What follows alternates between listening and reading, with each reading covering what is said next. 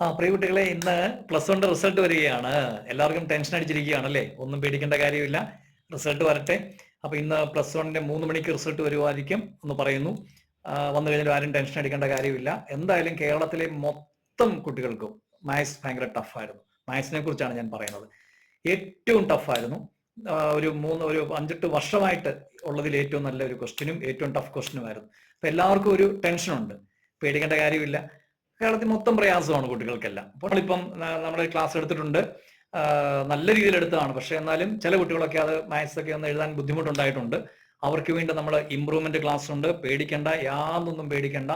നമ്മൾ ഒക്ടോബറിലാണ് എക്സാം എന്നാണ് ഇപ്പൊ അറിയാൻ കഴിഞ്ഞത്. അപ്പൊ ആ ഒക്ടോബർ മാസത്തിനകം തന്നെ നമ്മൾ എല്ലാ ചാപ്റ്ററുകളും റിവൈസ് ചെയ്ത്, അതുപോലെ നമ്മുടെ പ്രിന്റഡ് നോട്ട് ഉണ്ട്, അത്രയും ചാപ്റ്ററിന്റെ പ്രിന്റഡ് നോട്ട് നമ്മൾ ചെറുതാക്കി വളരെ പ്രധാനപ്പെട്ട ക്വസ്റ്റ്യൻ ആയിട്ട് നമുക്ക് നിങ്ങൾക്ക് തരുന്നതായിരിക്കും. നിങ്ങൾ ഒന്നും പേടിക്കേണ്ട, വളരെ ആക്റ്റീവായിട്ട്, അതായത് നമ്മൾ സന്തോഷമായിട്ടിരിക്കുക.